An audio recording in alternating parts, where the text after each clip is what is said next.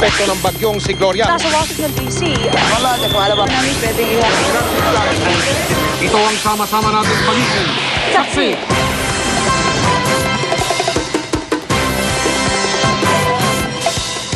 Magandang gabi po, ito ang Balitahang Tahanan ng Katotohanan. Ako po si Mike Enriquez. Hatid namin ay serbisyong totoo. Ako po si Vicky Morales. Katibugang Leyte at lungsod ng Surigao isinailalim sa state of calamity dahil sa malawakang pagbaha at pagguho ng lupa.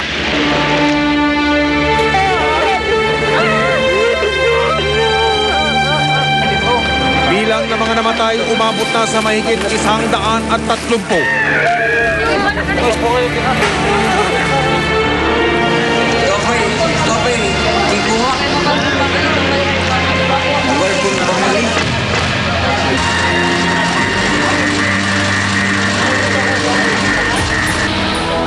Mga kapuso, umabot na po sa mahigit 130 ang bilang ng mga namatay sa trahedyang dulot ng pagguho ng lupa at malawakang pagbaha sa Southern Leyte at sa lungsod ng Surigao. Sinimulan na rin pong tinatawag na mass burial sa mga biktima sa Southern Leyte. Isinailalim na rin ang naturang lalawigan sa tinatawag mula sa bayan ng San Francisco, Southern Leyte, si Jiggy Manicad ang ating saksi. Dalawa po katawag pa ang nasakwan kanina lamang. Voice ng mga reporting. Po katawag na recover mula sa mga pagguho dito sa Barangay Punta, bayan ng San Francisco, dito sa Southern Leyte. Ito na ngayon ang itsura ng Barangay Punta. Mistulang na bura karamihan sa kabahayan dahil sa putik at bato. May 4 na po mga residente pa ang hindi pa rin natatagpuan. Sa dami ng mga na-recover na bangkay, kinailangan gamitan ng payloader ang mga ito. Isa-isang itinarga para dalhin sa inihandang mass grave. Tapos, sa aming pag-ikot kanina, nakasabay namin sa truck si Rogelio Crabe. Hahanapin daw niyang natabunang asawa. Isa si Rogelio sa mga mapalad na nakaligtas nang kangaisa ng putik papunta sa dagat. Pero ang kanyang asawa, nalibing ng buhay. Maasa ka pa ba na makukuha sila? Oo, maasa ako sir para mailibing ko sila na maayos. Ikatlong araw na ng retrieval operations pero limitado pa rin ang kilos sa mga rescuer. Wala silang ginagamit na disinfectant, face mask at mga guwantes. Habang matyaga naghihintay si Rogelio mula sa paghukay, napansin niya ang isang pamilyar na damit. Nang makumpirma niyang damit ito ng kanyang misis, hindi napigilan ni Rogelio ang mapaiyak. Mula sa San Francisco, Southern Leyte, ako si Jiggy Manicad ang inyong naging saksi. Posible namang tumaas pa ang bilang ng mga namatay sa Liloan, Southern Leyte. Hindi pa rin po tapos ang tinatawag na search and retrieval operations doon. Si June Veneracion naman ang ating saksi. 3 araw ng pabalik-balik sa Angelita Manawataw sa paanan ng gumuhong bundok sa Liloan, Southern Leyte. Hindi niya mapigilan ng umiyak habang pinagmamasdan ng retrieval operation. Ang kanyang 2 kapatid at ilang kamag-anak ay kasama sa mga nawawala resulta ng landslide noong Biyernes ng gabi. Hindi ko alam kung anong mangyari sa akin kung makita yung kapatid ko. Talagang napakasakit. Makaraan ng ilang minutong paghihintay, tumambad sa harapan ni Aling Angelita ang kanyang kinatatakutan, ang bangkay ng kanyang mga kapatid at lolo.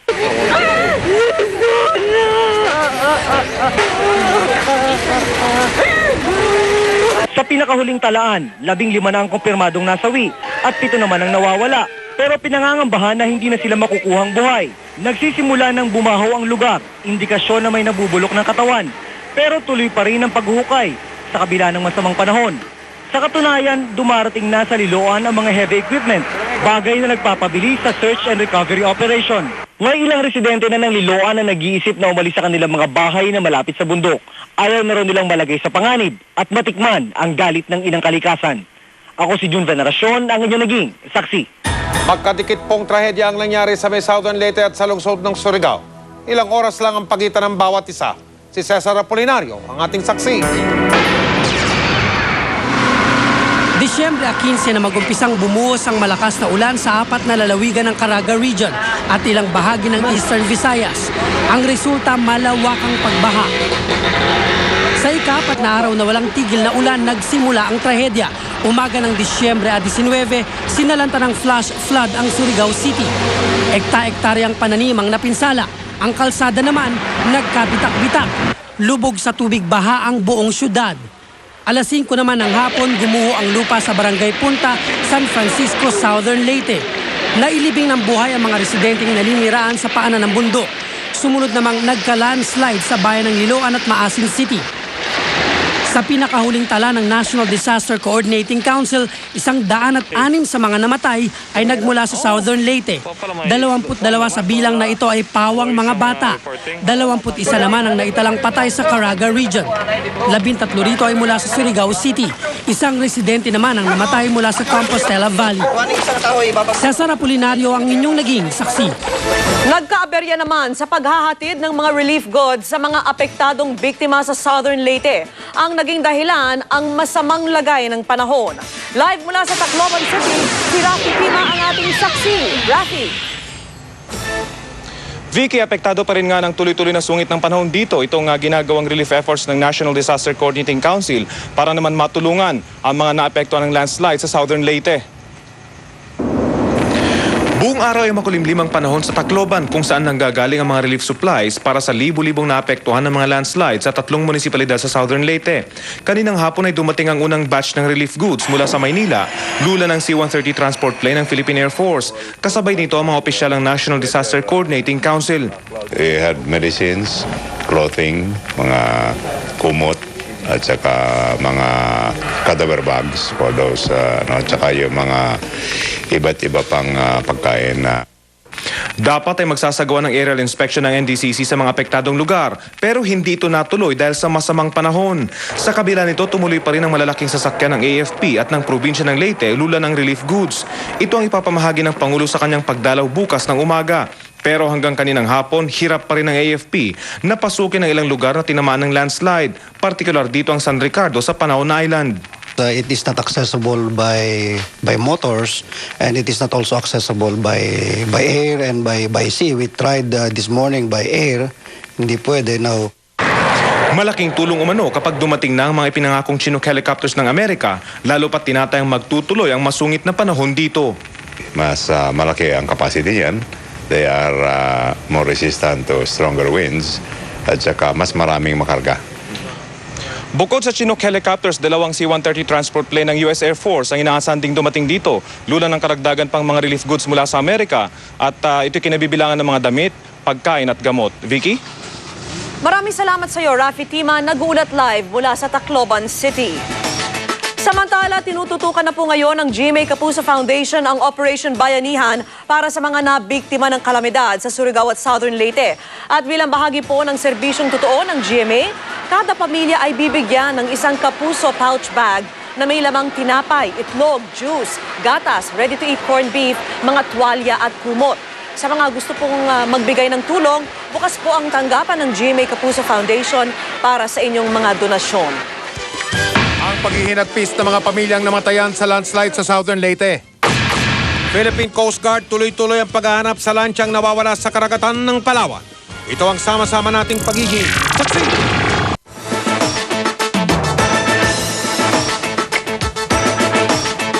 Puno po ng pagdadalamati ang mga pamilya ng mga namatay sa pagguho ng lupa sa Southern Leyte. Ang isa sa kanilang 10 kaanak po ang nabiktima sa trahedya. Isa po sa kanila.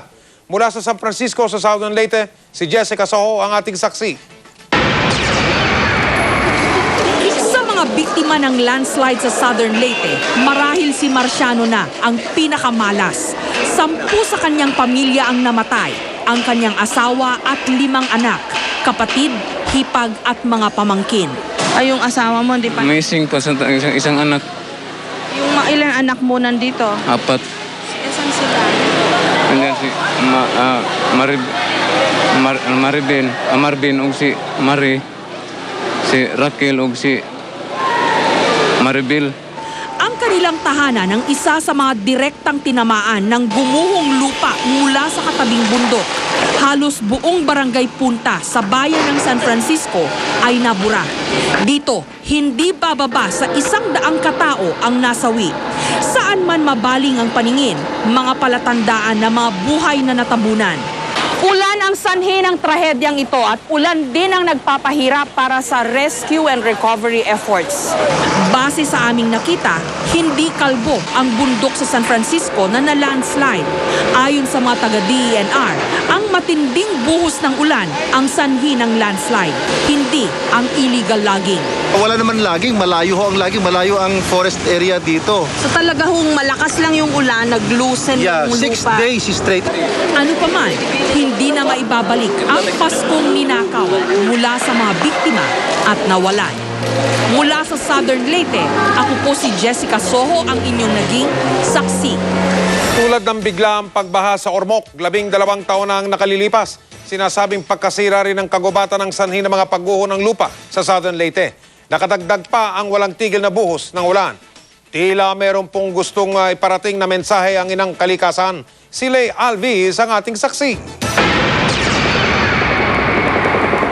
May 8,000 katao ang nasawi sa Ormoc tragedy noong taong 1991 dahil sa flash flood. 50,000 katao naman ang nawala ng tirahan. Ang pagkakalbo ng kagubatan ang itinurong dahilan. Matapos ang 12 taon, naulit ang isa na namang trahedya. Pagkasira pa rin na kagubatan ang umunoy ugat ng landslide sa Southern Leyte at Surigao del Norte. Pero dagdag problema rin ang tuloy-tuloy na pag-ulan. Karaniwang 178 millimeters lang ng ulan ang bumubuhos sa Leyte tuwing Disyembre. Pero mula noong Huwebes hanggang Linggo, umabot ito sa halos 699 millimeters. Excessive yung naging ulan dito sa lugar na to, more than the average rainfall for the past 30 years. Ayon mismo sa DENR, delikado talagang manirahan sa ilang bahagi ng Southern Leyte. Yung basic geology ng lugar, may mga fault lines ito. Okay? And therefore, yung kanyang soil talagang fractured na. And pag fractured siya, pag merong ulan, ibig sabihin, magiging napakabilis for yung bumagsak yung, pumasok yung tubig at ma-move niya yung soil. Inatasan na ni Pangulong Arroyo ang DENR na gumawa ng plano para maibalik ang tinatawag na ecological stability sa mga lugar na tinamaan ng trahedya. Sa ngayon, kahit sabihin mang isang natural disaster ang naganap, nananatiling malaking katanungan kung bakit hindi nabigyan ng sapat na babala ang mga residente tungkol sa nakaambang panganib. Ako si Lay Alves, ang inyong naging saksi. Isang lancha ang nawala sa karagatan sa pagitan ng Cagayan de Tawi-Tawi at Brooks Point sa Palawan. Huling nagradyo sa Coast Guard sa Palawan ang motor launch Piari kahapon ng alas 8 ng umaga para iulat na may butas ang lancha. May sakay na 68 pasahero. Ang kargaring o may kargaring mahigit 100 sako ng kopra. Umalis ang ML Piari mula sa Cagayan de Tawi-Tawi noong Sabado ng pasado alas 5 ng hapon patungong Brooks Point sa Palawan. Tuloy pa rin ang tinatawag na search and rescue operations. Siniguro naman ang pag-asa na walang bagyo ngayon, pero ang Kabisayaan kasama na ang Southern Leyte at Mindanao ay makakaranas pa rin ng pag-ulan at pagkulog. Ito po ay mananatili sa loob pa ng 3 araw. Sanhi raw ito ng tinatawag na Intertropical Convergence Zone. Magiging maulap naman po rito sa Kabaynilaan at may konting pag-ulan. Fernando Po Jr. tinanggap na ang alok ng koalisyon ng oposisyon upang maging pambato sa 2004. Mga pambato sa pagkasenador ni Presidential Raul Roco inilatag na. Susunod, sasama-sama nating pagiging saksi.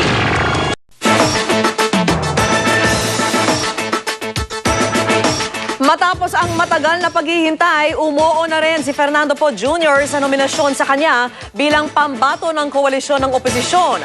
Ang susunod na abangan naman kung si Senadora Loren Legarda nga ba ang kanyang magiging kapareha sa kampanya. Si Mark Salazar ang ating saksi.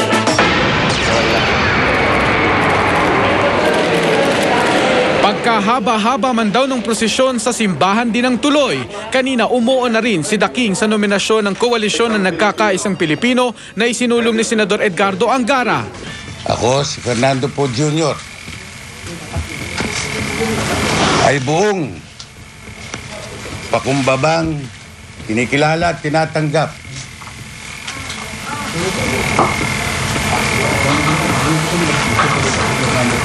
ang maging presidential standard bearer sa bandila ng KNP. Ang mga salitang ito na lang ang hinihintay ni Senador Lacson para masabing kanya-kanya na nga sila ni FPJ. Matagal na niya itong babala. Magsusumite siya ng Certificate of Candidacy sa December 29. Pero ayon kay Senador Tito Soto, pipilitin pa rin nilang makipag-ayos kay Lacson. Habang nabubuhay, may pag-asa. Sa Senado naman, kasado na ang mga tagasunod ni Angara sa LDP. Si FPJ ang kanilang bida dahil siya ang pinili ni Angara. FPJ! Susunod na tanong kay FPJ, sino ang katambal niya? Sa susunod na linggo pa raw ang sagot, pero mukhang matunog ang pangalan ni Senador Loren Legarda.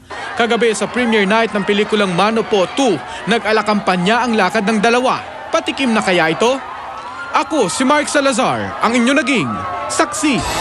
Iprinisenta naman ng koalisyong alyansa ng pag-asa ni Raul Roco ang 6 sa kanyang mga pambato sa pagkasenador. Sila ay sina Senador Rodolfo Biazon, Attorney Mauricio Batas o Attorney Batas Mauricio, Bongku, Attorney Frank Chavez, Jason Sa at Perfecto Yasay. Sa ika-30 ng Disyembre sila inasa mag-aain ng kanilang tinatawag na Certificate of Candidacy sa COMELEC. Doon na rin daw ihahayag ni Roco ang natitirang 6 pang kandidato niya sa pagkasenador at ang pambato niya sa pagka-presidente. Mga parada sa Cebu ng mga bituin ng Metro Manila Film Festival sa pagpapatuloy ng sama-sama nating pagiging saksi. Sa Cebu City, dinumog ng mga Cebuano ang parada ng mga artistang kalahok sa 2003 Metro Manila Film Festival. Kahit makulimlim ang panahon, baliwala ito sa kanila. Tuwang-tuwa silang makita ang mga paborito nilang artista. Kasama sa mga pumarada ay sina Vic Soto at Aramina ng Fantastic Man, Richard Gomez, Wendell Ramos, Victor Neri at Andrea Del Rosario para sa pelikulang Filipinas. Sina Bong Revilla, Ogie Alcacid at Antonio Aquitania naman ang kinatawan ng Captain Barbell. Solo sa karosa ng Mano Po 2 si China Hortaleza at si Alessandra De Rossi para naman sa pelikulang Homecoming. Pagkatapos ng parada, tumuloy ang mga bituin sa SM Cebu para sa isang show. Natutuwa kami na magandang pagtanggap ng mga Cebuano sa amin, no? Sa lahat ng artista na nandito ngayong hapon. So, ako ay hindi iba sa mga tiga Cebu, mga kababayan natin, mga Cebuano. So, I'm very happy for everybody. Sa pangalan po ng mga bumubuo ng GMA News and Public Affairs, ako po ang inyong kapuso, Mike Enriquez. At ako po inyong kapuso, Vicky Morales, kasamang naghahatid ng serbisyong totoo. Marami pong salamat sa inyong pagtitiwala hanggang bukas po bago mag-alas 11 ng gabi. Dito sa GMA, ang sama-sama nating pagiging saksi.